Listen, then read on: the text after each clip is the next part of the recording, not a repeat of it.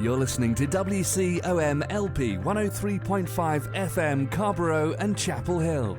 It's a Tuesday, it's 5 o'clock, and that only means one thing. It's time for another round of Snarky Faith with your host, Stuart Deloney. This is a space where we irreverently wrestle through life, culture, and spirituality, all with our heads in the clouds, our tongues in our cheeks, our hearts in our sleeves, and our feet on the ground. At Snarky Faith, the questions or even the answers are never the point. It's all about the conversation. So here's your host, Stuart Deloney. Well, good afternoon and welcome to another round of Snarky Faith Radio. I am your host, Stuart Deloney, and oh my, what a week we've had. We made it through the inauguration, and then we had some protests, and then some more protests, and then more protests. But we'll get to all of that a little bit later on the show. We kind of break down the anatomy of a protest. First, we have your weekly What's Good, What's Bad. And just a reminder that you can actually catch all the links from this over on our website at www.snarkyfaith.com. It's a great place to be able to catch past podcasts. It's a great place to be able to catch up on some of our writings and stuff that we put out there as well. And a reminder that if you sign up over on our website to get our weekly emails, you can actually be a part of a live show that Dr. Ben and I will be doing in the near future. So let's get on to what's good, what's bad. So let's start this off on a little bit of a lighter note. This is really kind of a softball start to what's good, what's bad. But did you guys hear the news? McDonald's, new stuff coming out. That's right. They are going to be testing 2 new sizes of the Big Mac. If you don't have diabetes, this is a way you can fast track that if you were ever feeling left out in the process. No, what they're going to be doing is they're going to be testing out in different markets the Mac Jr., so you're going to have the smaller Big Mac, and then you still have the regular Big Mac size, and then they're going to have the Grand Mac, which is more meat, more cholesterol, and more artery clogging goodness. So yes, you're going to have Mac Jr., regular, and Grand Mac, which is really the equivalent of the half-ass, the full ass, and the big ass. And you can get all of it stuffed directly into your ass. Thank you, McDonald's. Thank you for giving us these options because nobody was asking for them. Next. So do any of you out there feel like kind of you're losing your mind with the alternative world that we're living in right now? We're in the bizarro world if you're coming at this from comic book standards. And we're really just stuck in a place where you kind of feel like you're losing your mind. Well, fear not. Because I've said many of times, I'm losing my marbles right now. And guess what? There was a truck that was carrying 38,000 pounds of marbles, and the truck lost its trailer in Indianapolis on Saturday. That's right. 38,000 pounds of marbles spewing onto the highway. It's a beautiful sight. You should check it out. And kind of makes you feel, hey, if my day's going bad, this guy's day is a lot worse. So you're right. You may be feeling like you're losing your marbles because they've already been lost. At least that's the story I'm sticking to for our new alternative universe that we're living in here. Next. So when I started off the show today, I kind of made a little promise to myself, just on the inside. Just said, hey, we can do this. We can make it. We can at least make it maybe 10 minutes or so into the show, I told myself, without talking about the inauguration. And I need to apologize to you, my dear listeners, and to myself for breaking that promise, because as I check my watch, we're only about 3 minutes into the show.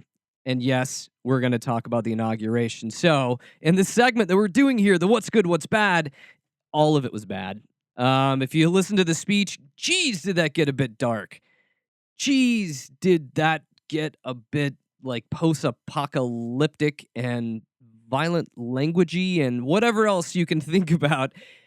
The Don delivered, and he was pretty much true to his message, true to sticking to his guns, and true to hopefully making America great again in his own image. It ends up kind of feeling like sometimes you wish like he was able to use a thesaurus, because oftentimes like I want to say like I think the word great doesn't mean what you think it means. I think your definition of great is much different than my definition of great.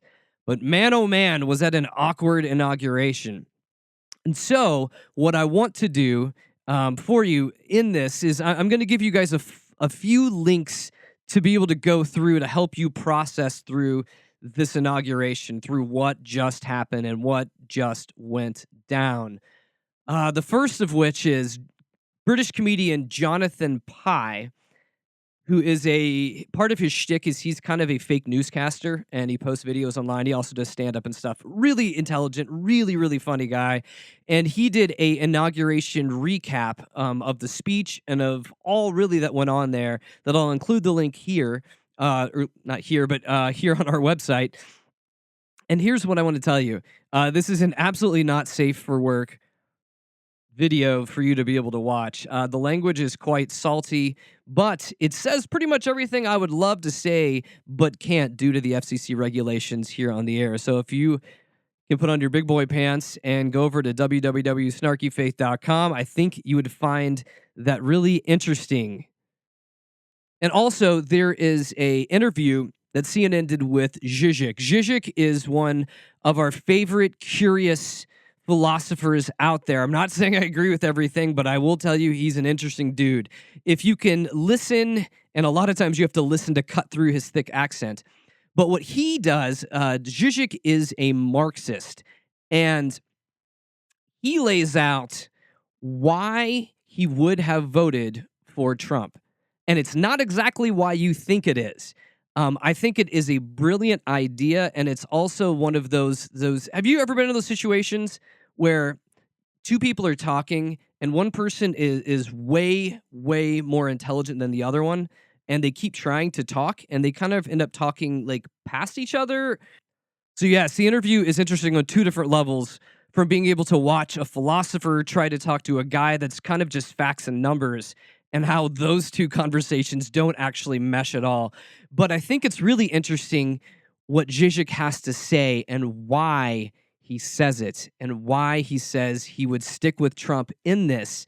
And I'll give you a little bit of a sneak peek to why he sees electing Trump as a way for us to be able to reinvent the political system, a way to be able to reinvent the way we do politics, and not because what Trump is doing is a good thing. Really, it's because what he's doing is a horrible thing, and it should force us to really go back to the drawing board to change the way that we think about politics. It's an interesting interview, and I think you'll like it. Now, if listening to a Slovenian philosopher isn't your cup of tea, and you're still looking for some escapism, what I would recommend is checking out Aziz Ansari's SNL opening monologue. It was about the inauguration, it was about race, it was about America, and it was very, very on point and beautiful. I would recommend you going and check that out. And so lastly, before we move on from the entire inauguration talk, we have to talk about how our country is going down the crapper, right? Did you hear about the porta potties at the inauguration? You know, the ones from the company called Don's Johns? Get it? Don's Johns, the Don, and potties. Maybe it's just me that likes potty humor. And so yes, you had thousands and thousands of Don's John porta potties lining everywhere around the inauguration. That would be funny in itself, besides the fact that mysteriously during the week, they started to get taped up. That's right. The signs, the advertising signs on the side of the porta potties mysteriously started getting taped up. Does somebody have an ego problem? Anyone? Anyone in Washington have an ego problem? Come on, can't Trump take a joke? Or is he always too busy being the punchline of a joke? Jeez. So moving on from that and hopping directly in to the main topic of the day, I want to talk about protesting. This last weekend, we've seen it. People were out with the Million Woman March with crowds that made the inauguration look like a small dinner party for only our closest friends. So in cities across the nation and across the world, you had people out protesting our new president. It's a beautiful sign of solidarity for people that are all about that cause. But my bigger question is, what happens on Monday? What happens on Tuesday? Sure, it's great to get together and protest and come together to speak out against evil that is happening in the world. And I think that is absolutely essential. So, what I wanted to do was spend some time asking questions about the nature of protesting. What does it accomplish? What does it actually do? And what should we look forward to for the next 4 years in regards to protesting and advocacy and social justice and all of those things? I want to kind of hop into. So, we're going to be going through several different articles for the remainder of our show talking about the very nature of protesting. It was Henry David Thoreau that said, "Disobedience is the true foundation of liberty. The obedient must be slaves." So we find ourselves at a time in history when a lot of stuff is messed up because that's never happened before in all of history. No, I'm kidding, but we find ourselves at this place where we see injustice everywhere. And I'm not just talking about the fact that the Patriots made it back into the Super Bowl. I'm not talking about that kind of injustice. No, I'm talking about racism. I'm talking about misogyny. I'm talking about xenophobia. I'm talking about homophobia. I'm talking about Islamophobia. I'm talking about ignorance and bigotry and hatred. Those are the things that we are raging against right now. Those are the things that are staring us in the face immediately right now. And when we, and I know the president is barely even in office yet, but I will tell you collectively, we the people are very worried. We the people are very scared. We the people do not know what is going to happen. And that unknown and that mystery that we are living in, mystery sounds way sexier. That uncertainty that we're living in right now is terrifying. And it may not be terrifying to you particularly, but maybe it's terrifying to your neighbor or one of your loved ones. So when we begin to talk about the injustice that's happening around us, the natural response that we've seen is to get out and protest. But before you grab your poster board and markers and decide to head out to a rally somewhere, we have to first start off by looking inside ourselves. And what I mean by that is simply this: you most probably did not vote for Trump. I'm making that assumption if you're listening to the show, that you probably didn't vote for Trump. I didn't. I didn't vote for Hillary either. But we have to begin to ask ourselves, how did we create this situation? Like, what role have we had in creating a situation where you have a person like Trump that scares the bejesus out of half the population in our country? How did we allow something like this to happen? Now, I'm asking this question, not asking it in the realm of politics. Because, yes, you can say, of course, Stuart, people ran for office. Well, yes, I know that's how people run for office. That's not what I'm saying. I'm not talking about those kind of simple, finite little brass tacks to how did he get here or how did he win. I'm not even talking about that. What I am talking about is how do we get to a place in our country where things like this are happening, where messages like Trump's make sense to people. And I think it's far too easy for us to point fingers at folks that don't vote like us. Because when we do that, we start to become the bigoted ones as well. You know, we start to become the thing that we hate about the other side. And the last thing that we want to do is become the things that we hate. And I read this somewhere a while back. I'm not really exactly sure where it came from, but I jotted it down in one of my journals. And it goes like this: it says, "Pacifists become militants, freedom fighters become tyrants, blessings become curses, help becomes hindrance, and more becomes less." I mean, it's easy for that to happen. I mean, we see peaceful protests that turn violent. We see looting going on. And none of these are the hallmarks of what we are trying to protest. And those are even the bigger scale issues, the ones I'm even more concerned with. The ones I care about deeply are what happens inside our hearts as we are going through the motions. What happens inside our hearts as we are reading news articles and watching our social media feeds happen. What happens in our hearts when we take the anger of many other bigoted people and we turn it into an anger that's inside of us. I know we can say that it's righteous anger. I know that we can say that we're doing it righteously, but anger is anger. And if our desire is for a world that is loving, that is kind, that is considerate, that gives voice to the voiceless, that gives dignity to those that have no dignity, we have to be very careful, because it really kind of goes back to that idea that somehow that we can have just wars, that somehow violence plus violence will equal peace. And so I'm really worried about us in this time, that this anger that we have that is brewing below the surface, this anger at the other, becomes something that starts to own us. We just have to be careful as we protest that we don't become like those that we're protesting against. Because it's not simply about those who have power. Because we've seen this in the country. We will have the Republicans they'll control power for a while, and then it'll flip flop, and the Democrats will control power for a while. And all that is we are caught in this nice little linear back and forth power structure. Now, if we are really about creating a world that we want our kids to grow up in, if we are really about doing the hard work that it takes to create a new ethic for living, one that has kindness and grace and joy and patience, if we are about those things, we have to begin to go about these things in a different way. Now, all of that to be said, I simply am just mentioning this as a primer for our discussions about protesting.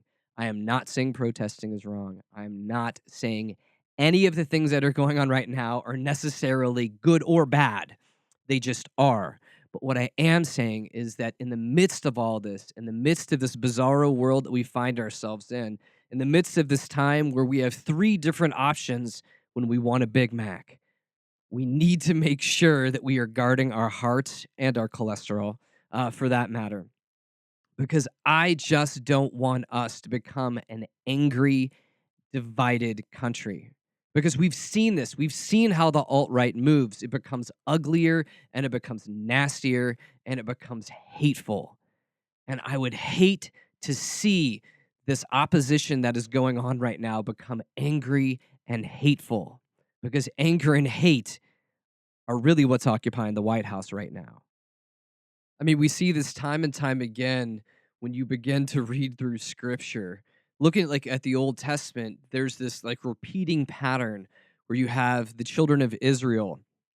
They will really turn from the ways of God, and then what you see is a foreign invader comes in, takes them over, treats them poorly. The children of Israel cry out to God. God delivers them. They get back in power, and then they start treating those that they are in power over poorly. And then eventually they fall out of power. And you just see this rhythm.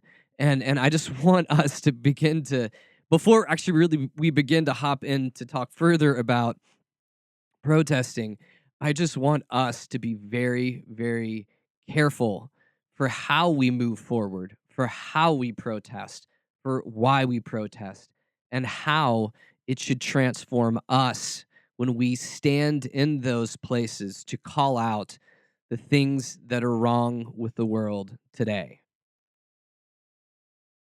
So, speaking at this through the lens of faith, this isn't really an issue of should Christians protest. I think it should be more one of when should Christians protest.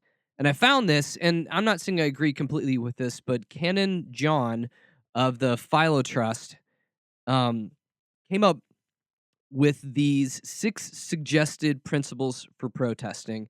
And so I think he has some really good points in this, and I'll read through these. And so first one says we should protest on behalf of others rather than ourselves.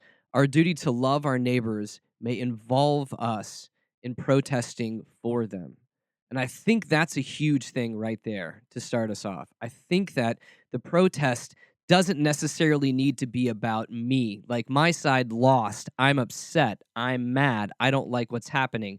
But I think that when we stand out to protest, if we're doing this through the lens of our own faith, I think and I believe that this needs to be about somebody else. And when we look at the protesting that's going on today, I think a lot of these are us standing in the gap for people that need a voice, for people that need to know that they're not forgotten, for people that need to know that they're not going to simply just get kicked out of this country like they're worthless garbage. So yes, I do believe that we need to stand in the gap for those that do not have a voice. His next one on the list, I think it's rather curious and interesting, and I want to unpack it some. Number 2 on the list was all other means of influencing the government powers should have been exhausting.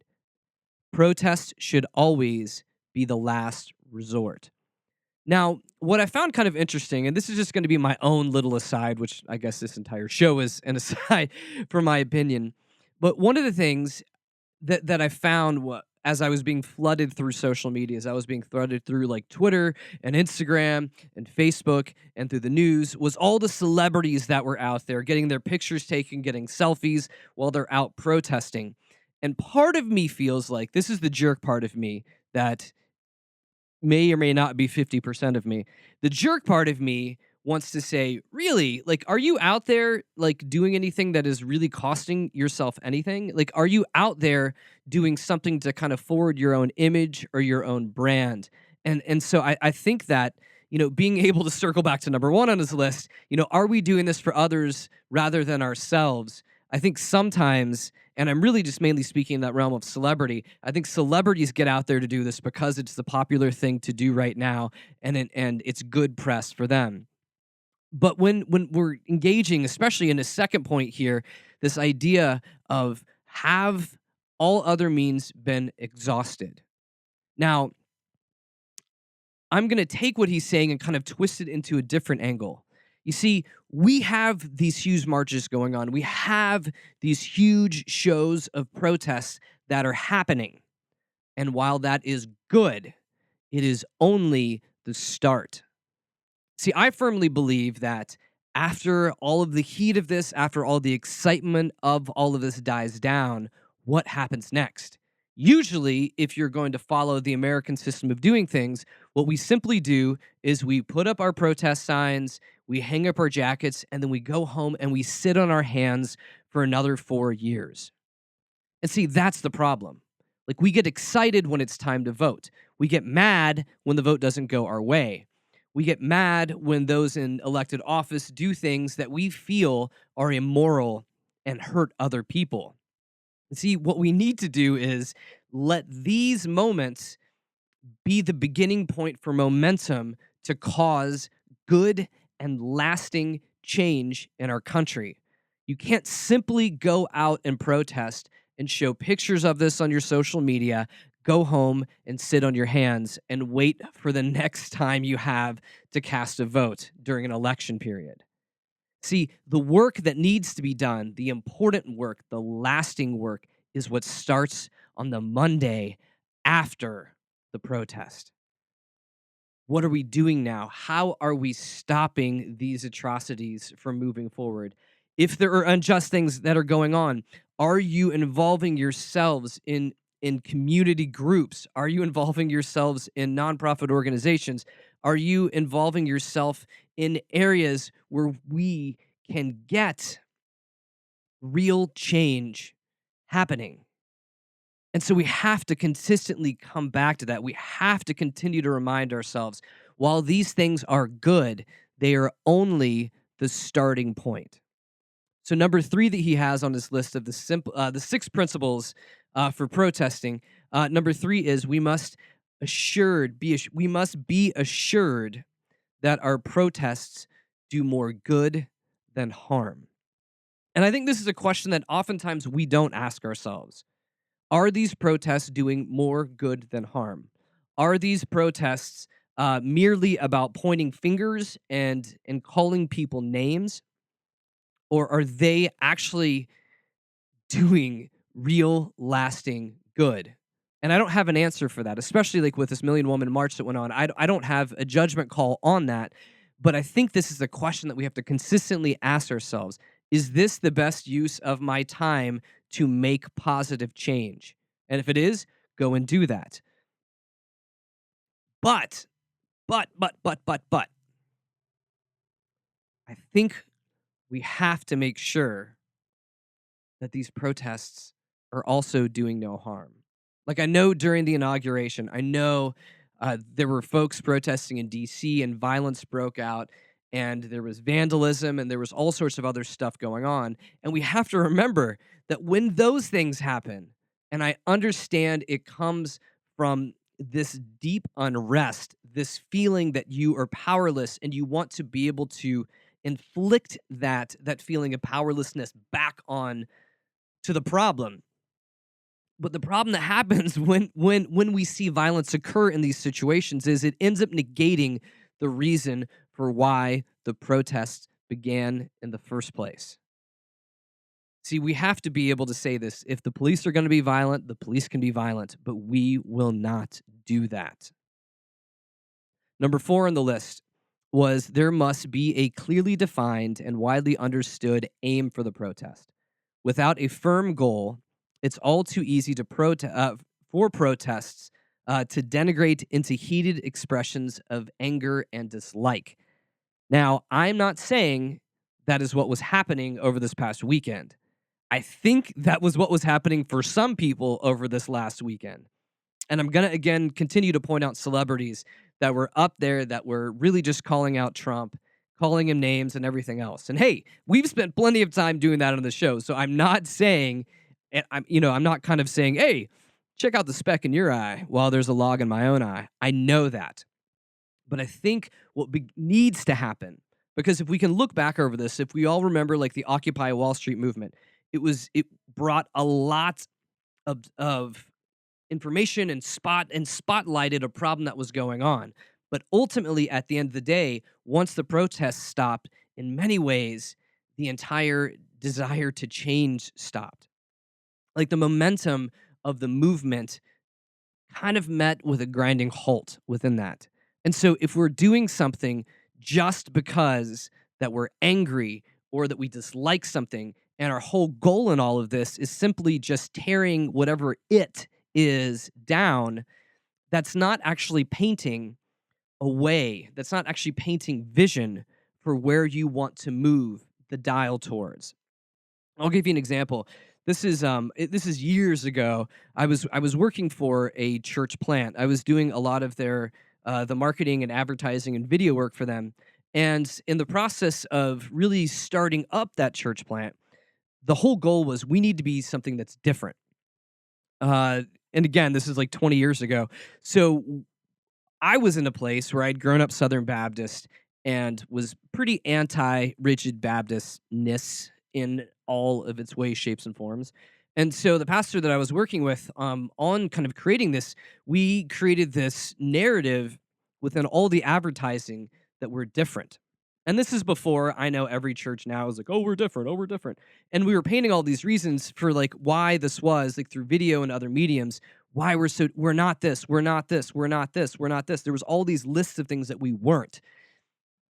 And we attracted people. We attracted people to come and be a part of this.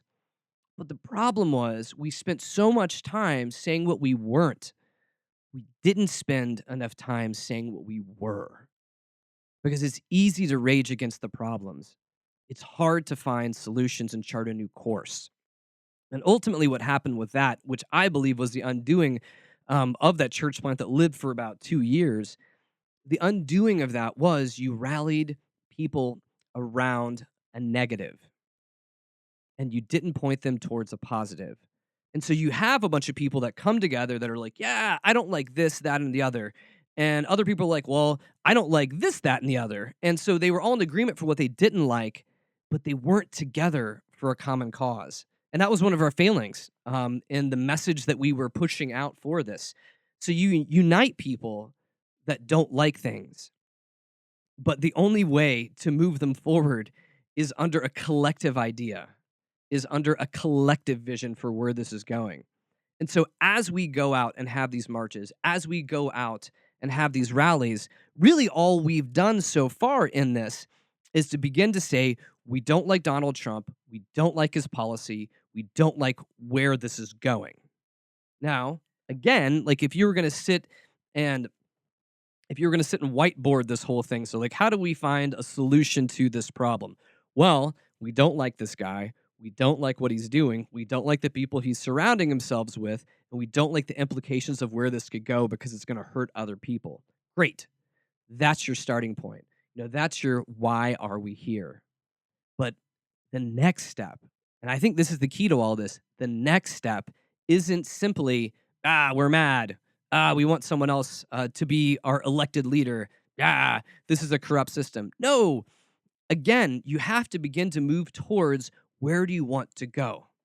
Okay, so I mentioned it earlier. We have issues of misogyny and bigotry. We have, issues of xenophobia and homophobia. We have all of these things that we're saying, all of these things are bad. Nobody's arguing with them. Well, some people maybe. I'm not arguing with that. But what I am arguing with the fact is, where do you want this to go? If you don't like these things, are we putting all of our hope into one basket? Meaning, all of our hope gets surrounded in the office of the presidency or elected officials. And we expect them to do the right thing because that's always worked. Because politicians usually do the right thing.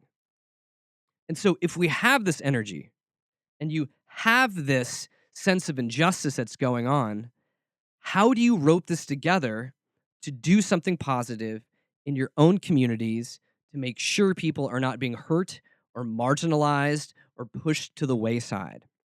And see, I think those are the constructive questions that we have to begin to ask ourselves. Because it's easy to be mad about something. It's hard to make a change about that something that you're mad about. And I will say this again, the change that we are looking for in America today is not going to happen by an elected official. It's going to happen when we begin to collect these people that have this common angst together and push them in a direction where they can have a common vision for a new way to live, a common vision for the future. And then you begin to lay forward tangible steps for how to get there. And much like that, what is his name again? What's much like what Canon John is saying here in this, there must be clearly defined and widely understood aim for this protest. See, I think ultimately we want to know, what is the end game for this? Is the end game a huge temper tantrum that says, nah, I don't like Donald Trump? Well, that's easy. That's like saying, like, I don't like the smell of poo. You can get tons of people together to say they don't like the smell of poo. But are you going to move into a new direction? Are you going to change your diets? I mean, what are you going to do? It's something that doesn't move towards change. I mean, one thing that we can see that Bernie Sanders did right was he actually laid out clear things. I want to do this. I want to do this. I want to do this. And he rallied people around this, not simply just in a Washington go out and vote type of a way, but also in how do we create grassroots change on the local levels. And I think he had that right. So if we have all of this energy, if we have all this angst that we can turn into energy, what are we going to do next?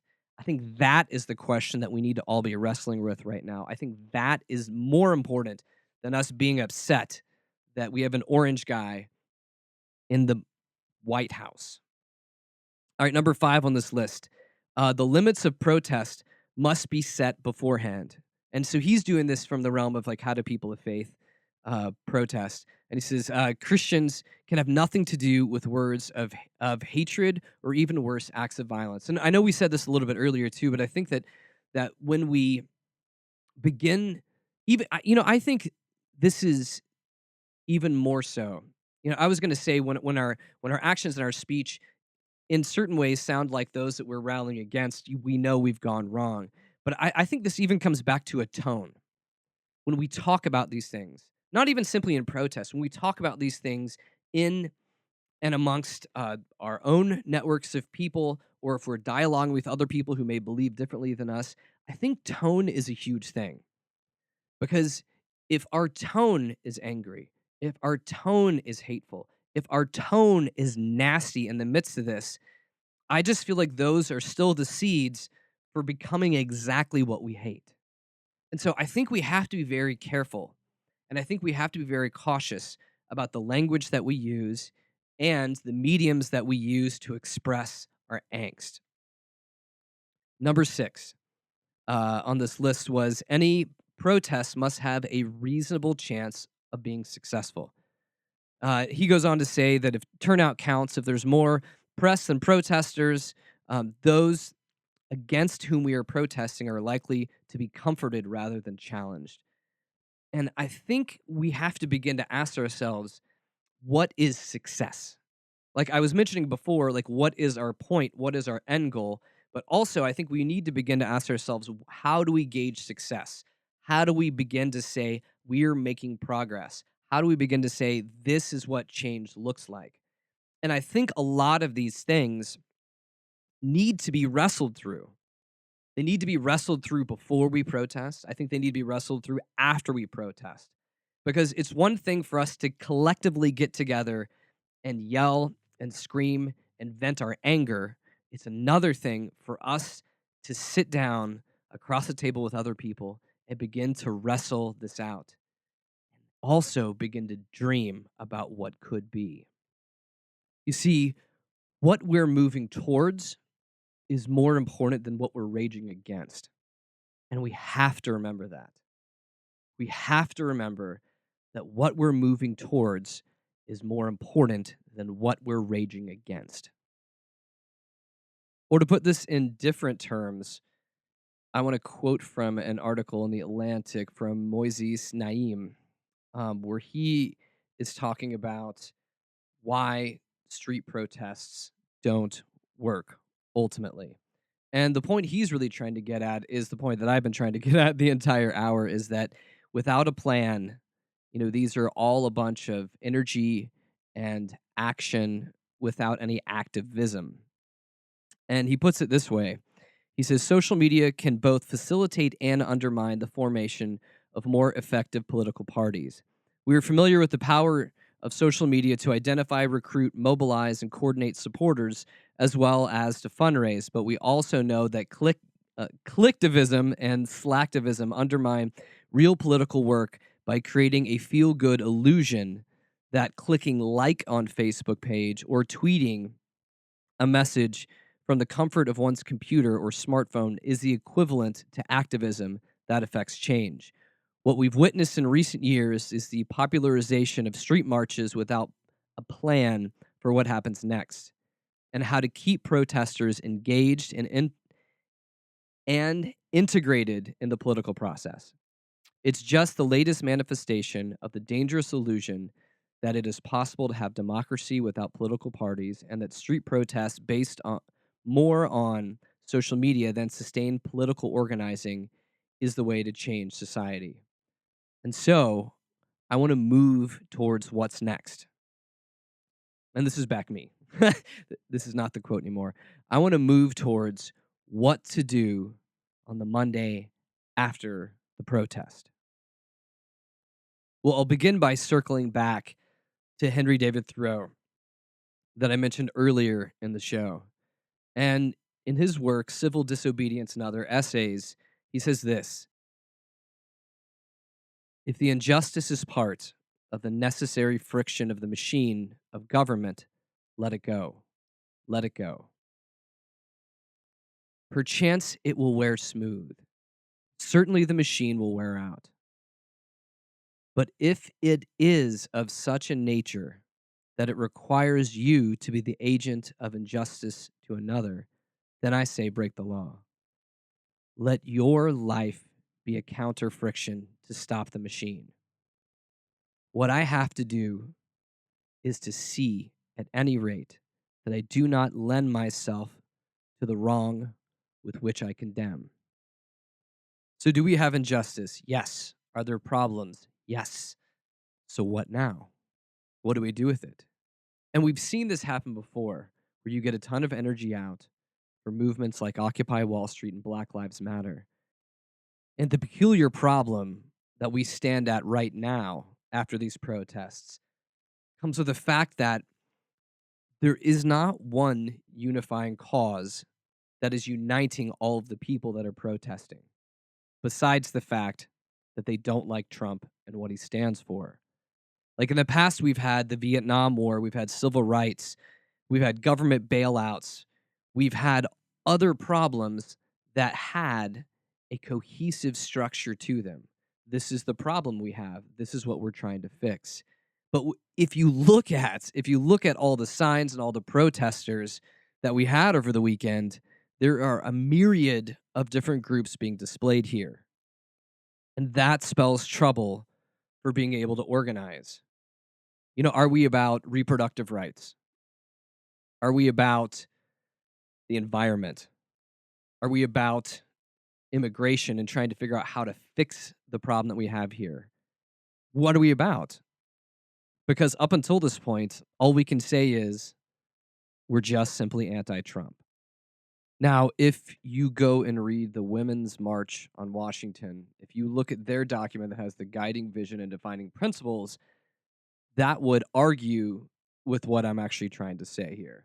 They would say that this isn't about Trump, this is about women's rights. And I'll read to you just kind of the beginning of it, just to give you kind of a flavor or an idea of what it looks like. And it says, the Women's March on Washington is a women-led movement bringing together people of all genders, ages, races, cultures, political affiliations, and backgrounds in our nation's capital on January 21st, 2017, to affirm our shared humanity and pronounce our bold message of resistance and self-determination, recognizing that women have intersecting identities and there are therefore impacted by a multitude of social justice and human rights issues.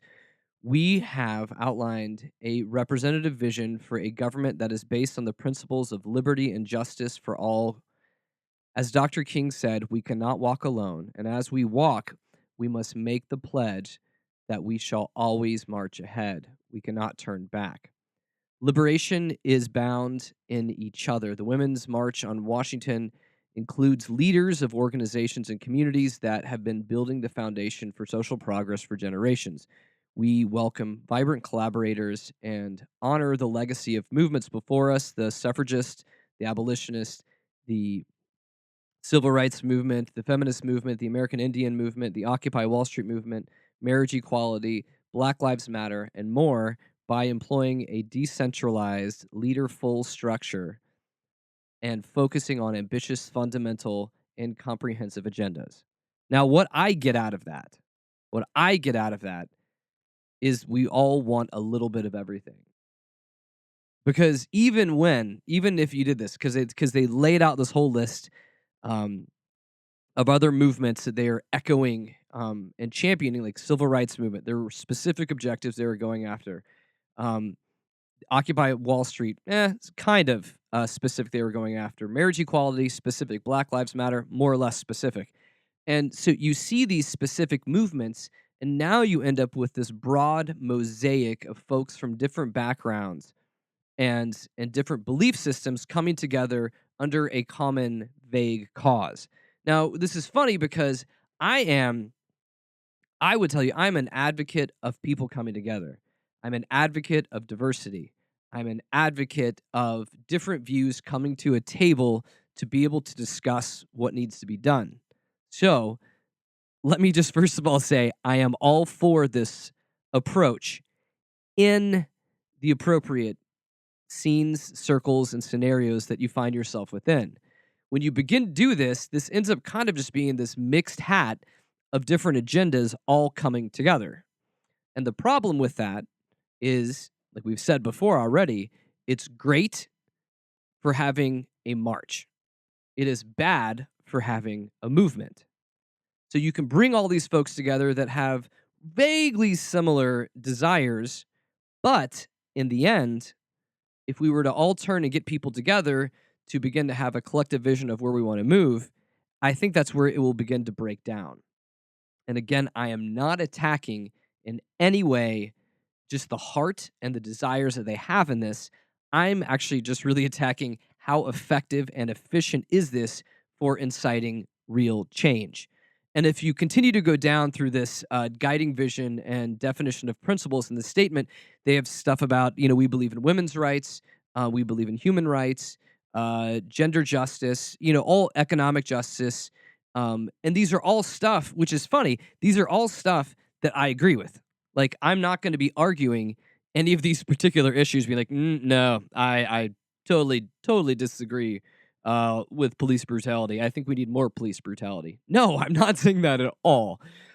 But what I am saying is you are going to end up getting yourself involved with a mixed bag, with mixed trajectories and mixed visions, and that will not sustain you as you try to transition this into a movement that makes real and effective change.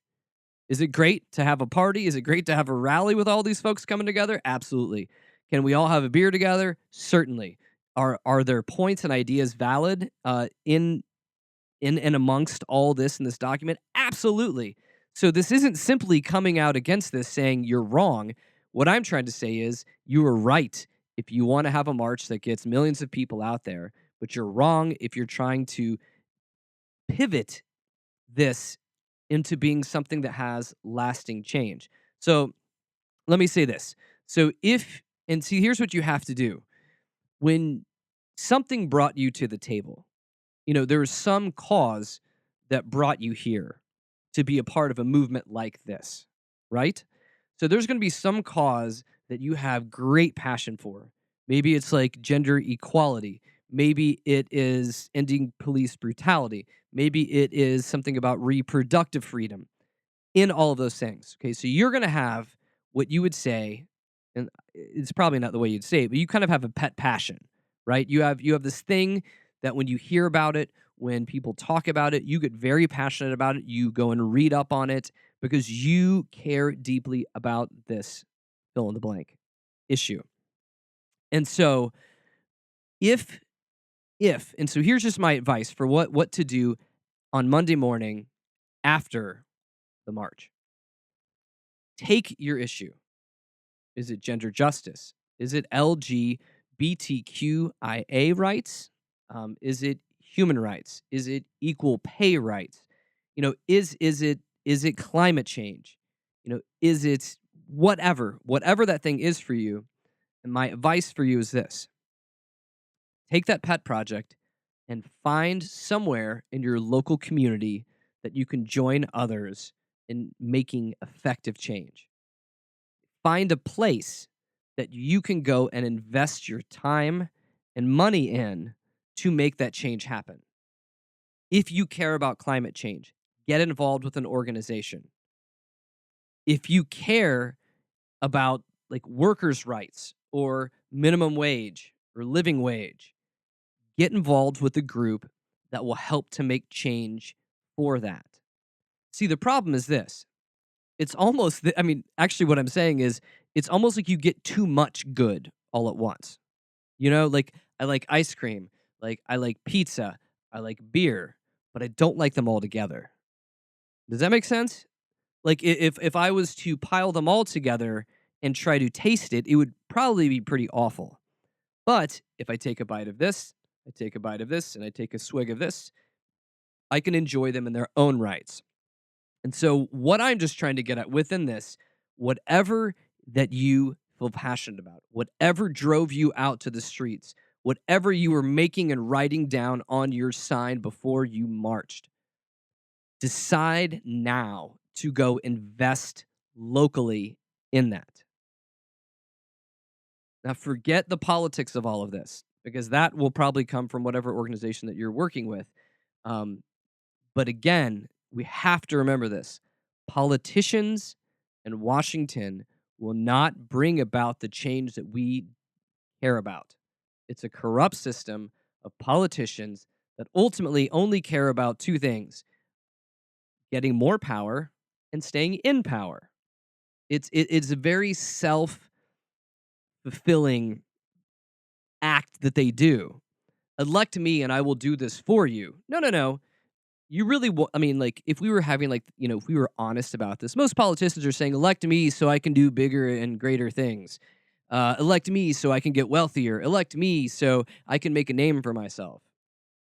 And after you leave the voting booth, little is really done. So my advice for all of this is get involved. But get involved and stay focused. Because I feel like, good intentions are great, but they also say that the road to hell is paved with good intentions.